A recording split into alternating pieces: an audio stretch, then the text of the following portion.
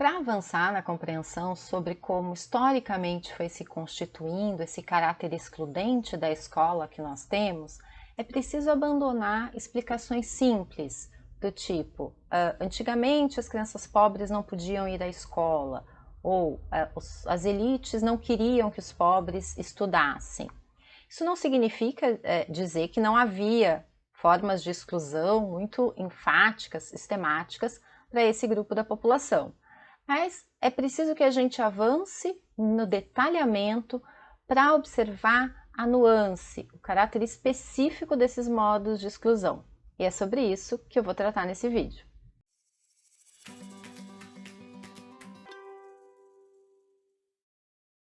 A preocupação com a escolarização da criança pobre é um tema recorrente na documentação do século XIX, do século XX, por exemplo, na legislação provincial do Rio Grande do Sul, aparece com relação à instrução pública, no regulamento de 1876, a informação de que todo o ensino e expediente dentro das escolas será feito à custa dos cofres públicos. Correrão também por conta dos mesmos cofres as despesas de fornecimento de livros e outros objetos necessários ao ensino, nesse caso, somente aos meninos pobres. É interessante observar também que a lei previa que, no caso de não haver escola pública para escolarizar essas crianças pobres, era possível contratar estabelecimentos particulares. Então, dizia-se o seguinte: quando em uma paróquia ou distrito, por sua pequena população, falta de recursos ou qualquer outra circunstância, não se reunir o número suficiente de alunos que justifique a criação da escola ou sua continuação, e houver no lugar escola particular, poderá o diretor-geral, com aprovação do presidente da província, contratar como professor dessa escola a admissão de alunos pobres mediante uma gratificação. Essa preocupação continua a aparecer no século XX. Por exemplo, no jornal A Federação, em 1908, aparece uma notícia sobre a possibilidade de inscrições de matrículas na escola Benjamin Constant para meninos pobres e filhos de operários. E interessante que ali se menciona que entre a documentação requerida para a matrícula dessas crianças estava a necessidade de um atestado que comprovasse que o candidato era um menino pobre. Um outro exemplo aparece aqui em 1934, no mesmo jornal, quando se anuncia a ação de uma instituição educativa, dizendo assim: em escala diminuta, embora, sentireis aqui a assistência integral à criança pobre.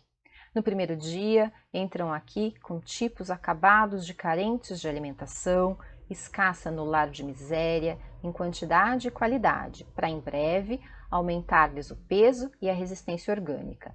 A princípio, analfabetos, vem logo iluminar-lhes a inteligência adormecida, os clarões das primeiras letras. Como que selvagens de início, desconhecido até o nome de Deus, em poucos dias a ação milagrosa deste verdadeiro asilo diurno consegue ouvir-lhes sinceras e humildes orações. Fica evidente, portanto, que há uma intenção de escolarização da infância pobre no período. É também muito marcante o caráter preconceituoso dessas menções, né, com relação à população pobre, a intenção moralizadora que a escola pretende com relação a esse grupo de população. Eu já falei com mais detalhes sobre isso num outro vídeo, vou deixar o link na descrição desse vídeo aqui.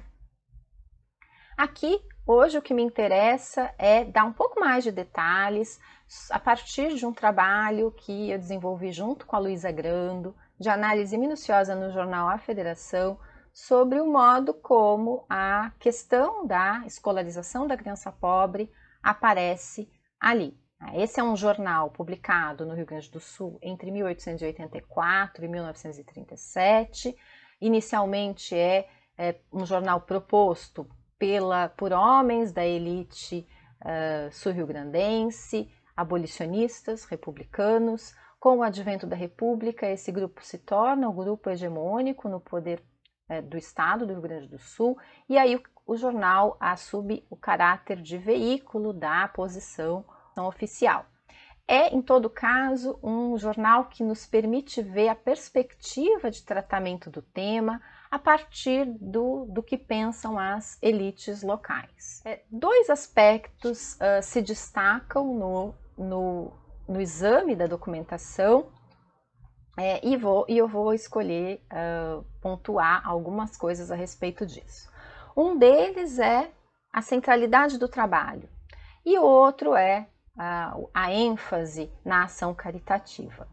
O primeiro aspecto, portanto, é a evidência da centralidade do trabalho na vida dessas crianças. As crianças pobres trabalhavam, precisavam trabalhar, e isso aparece em vários exemplos que a gente pode observar.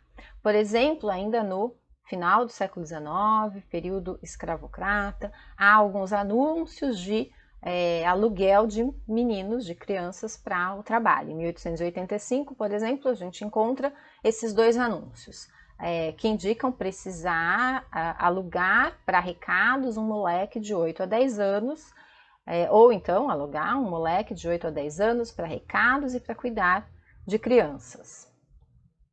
Mas a necessidade do trabalho não aparece apenas ali naquele momento. No século XX ela continua recorrente, que é o que a gente pode observar, por exemplo, na apresentação de motivos dada pelo intendente municipal de Porto Alegre, que seria hoje o prefeito, para a criação em 1911 de uma escola noturna municipal. Ele diz o seguinte: observando que grande número de crianças, especialmente das que se ocupavam no serviço de capina das ruas e das que os progenitores eram empregados da limpeza pública, não pudessem ter assistência escolar por não poderem frequentar as escolas elementares mantidas pelo governo do estado, por funcionarem durante o dia, em horas em que essas crianças se entregavam ao trabalho para auxiliar com o montante de suas diárias as despesas das respectivas famílias, e assim considerando, resolvi criar uma escola noturna em um compartimento junto à sede dos serviços de limpeza. Interessante observar que, do ponto de vista da elite, a preocupação não é evitar que essas crianças tenham que trabalhar, é permitir que elas possam ser escolarizadas sem atrapalhar o seu horário de trabalho. Essa perspectiva não é a mesma, por exemplo, quando se observa o que aparece publicado nos jornais da imprensa operária. É o caso, por exemplo, do que aparece mencionado no livro Os Pobres da Cidade, de autoria da historiadora Sandra Pesavento, que observa nos jornais da imprensa operária a denúncia ao trabalho de crianças. Por exemplo, o jornal Eco Operário, num anúncio publicado em 1897, diz: se os capitalistas têm utilizado de preferência os braços femininos, é porque encontram neles, como nos braços das crianças, instrumentos humanos de trabalho por menor preço. Um outro jornal, A Razão, numa publicação de 1896, denunciava a morte de um menino de 11 anos na fábrica e dizia o seguinte: quando deveria ainda andar no colégio, já era obrigado a ganhar um desgraçado salário para ajudar-se a sustentar. Que miserável sociedade é esta burguesa! Um pai vê-se obrigado a sacrificar seus inocentes filhos para não vê-los passar fome. Na perspectiva das elites, a questão não se apresenta desse modo. É importante para as elites a escolarização dessas crianças, mas isso se acomoda muito bem com a percepção do trabalho, do emprego das crianças para o trabalho na vida cotidiana.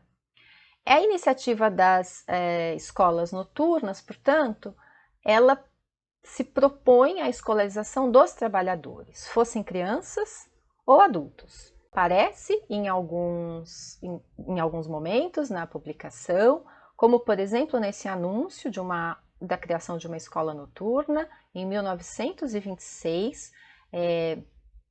Então a menção é que a criação foi feita pela diretoria do Colégio Elementar do Partenon, que resolveu criar então uma aula noturna gratuita para analfabetos do sexo masculino, crianças e adultos. Um outro aspecto que se destaca nessas notícias é o fato de que, para além das iniciativas oficiais, as iniciativas governamentais, há uma ação filantrópica, caritativa, que propõe escolas noturnas para esse grupo de população. É o caso, por exemplo, do Ginásio Anchieta, um colégio jesuíta, que cria escola noturna. Uma notícia de 1915 indica o seguinte, que o Ginásio Anchieta reabria o curso noturno gratuito para operários e meninos pobres. Os candidatos deverão ter um emprego que os impossibilite de frequentar aulas diurnas. Mais adiante, essa iniciativa segue vigente. Por exemplo, em 1927, o jornal volta a mencionar a existência desse curso, dizendo que havia crescido a matrícula e que já eram mais de 300 meninos pobres, vítimas do desamparo e da ignorância, que recebiam ali conhecimentos úteis à vida. Isso já aponta para um outro aspecto importante da maneira pela qual a elite se relacionou com a necessidade, com a questão da escolarização da criança pobre, que é essa feição caritativa, né? No período, portanto, a educação não é percebida como um direito da criança. Isso só vai acontecer ao final do século XX. Ali, a preocupação existe para a escolarização da criança pobre, mas ela é percebida como alvo de uma ação benemérita, de uma ação caritativa. Há também uma preocupação importante com que as crianças sejam escolarizadas para que deixem de representar um risco ao funcionamento da sociedade. Por exemplo, o jornal anuncia em 1936 que a empresa do Cine Caxiense, atendendo à solicitação feita pela direção do Colégio Elementar, José Bonifácio, gentilmente dedica o espetáculo de quarta-feira próxima em benefício ao aluno pobre daquele estabelecimento, reinando vivo o entusiasmo para essa festa de caridade. No mesmo ano, um outro anúncio diz que uma comissão composta de senhores e senhoritas do município percorreu as principais ruas da vila, angariando donativos para o aluno pobre. A população local acolheu essa iniciativa para auxiliar tão nobre e humanitário programa. Há ainda, em 1935, a notícia de quermesses em favor do aluno pobre nos festejos do Centenário Farroupilha, destinados a cobrir as despesas de uniforme, calçado para os alunos pobres.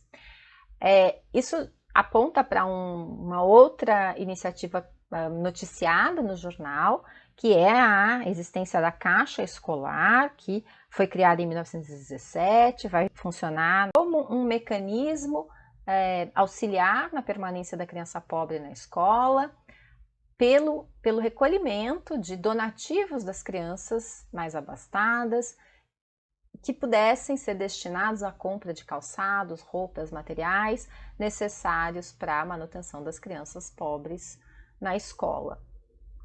A Caixa Escolar é uma iniciativa bastante importante, muito recorrente no jornal, mas ela merece uma explicação mais detalhada e, portanto, eu vou dedicar um vídeo só para explicar como funciona a Caixa Escolar.